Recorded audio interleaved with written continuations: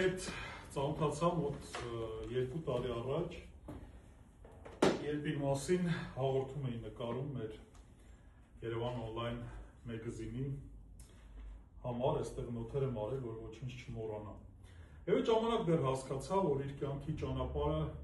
ուղիղ գիծ չի, շատ խոտոր ուղիներով, վայրեջքներով ու թռիչքներով,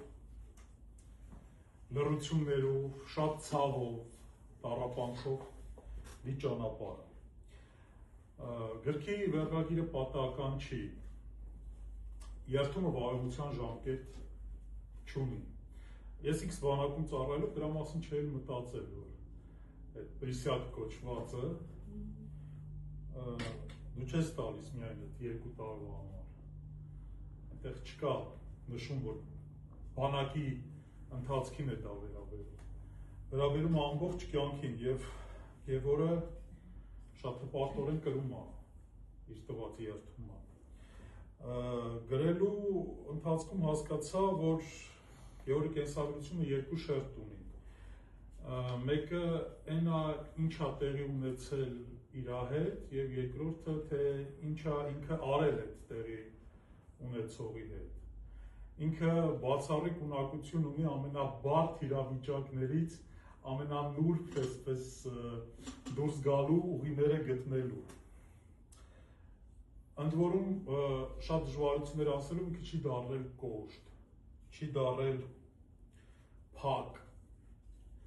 Ինքը պահպանվել է իր այդ մանկական հայացքը, ինչքան էլ հիմա գուցե ոմանց համար տարօրինակ թվա, բայց իրեն ավելի խորը ճանաչելով, ինչի հնարավորություն է ես ունեցա այս գրքի վրա աշխատելու ընթացքում, դա ակնհայտ է։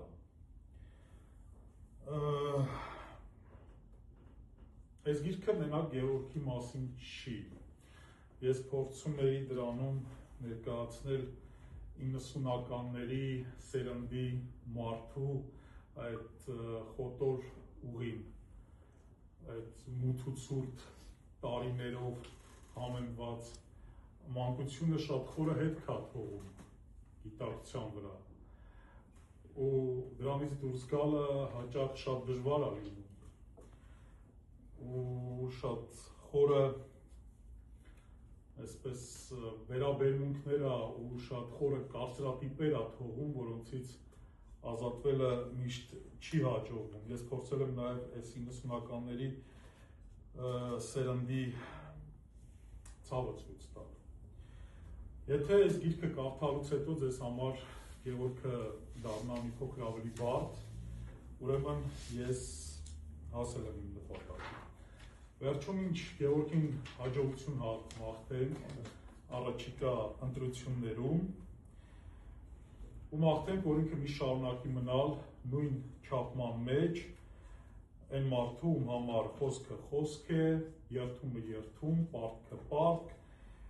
իսկ Հայաստանը ուղղակի քարտեզի վրա կետ չի, այլ իր էության մի մասը։ Շնորհակալություն։